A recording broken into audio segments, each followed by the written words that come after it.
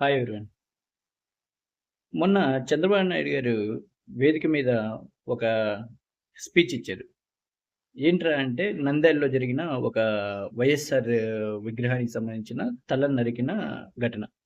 అది ఏంట్రా అంటే ఒకతను ఉదయాన్నే మార్నింగ్ 6:00కి లేచి వైఎస్ఆర్ విగ్రహాన్ని ఉన్న తల వరకు సెపరేట్ చేసేశారు. చేసి దాన్ని జనాలందరికి చూపించుకుంటూ వెళ్తూ ఉన్నాడు.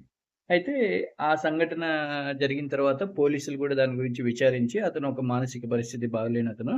సో, అతని మీద ఎలాంటి చర్యలు తీసుకోవాలో అలాంటి చర్యలు తీసుకుంటున్నాము.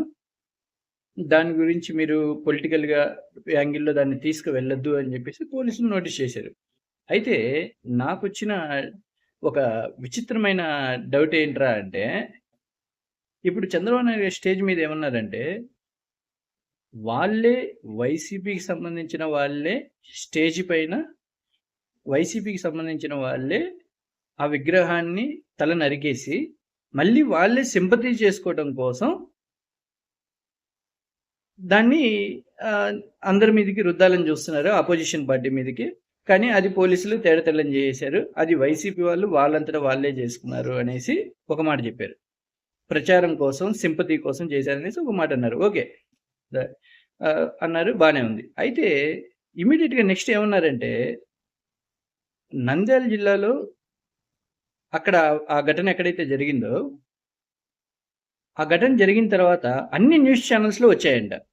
బట్ సాక్షి న్యూస్ పేపర్‌లో రాలేదు అని చెప్పేసి చంద్రబాబు నాయుడు గారు ఆర్గ్యుమెంట్ చేస్తున్నారు. అయితే నాకొచ్చిన డౌట్ ఏంట్రా అంటే, 2 కాంట్రడిక్షన్స్. ఆయనే ప్రచారం కోసం వాళ్ళు తల నరికి మళ్ళీ అపోజిషన్ పార్టీ మీదకి వేస్తున్నా అని చెప్పేసి మాట్లాడడం ఒకటి.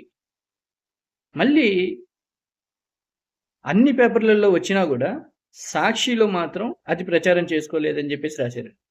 ఇదంతా వినటానికి కొంచెం నమ్మశక్యంగా లేదు కదా.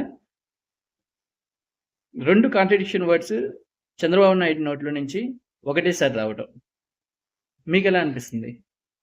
కామెంట్ చేయండి. Thank you.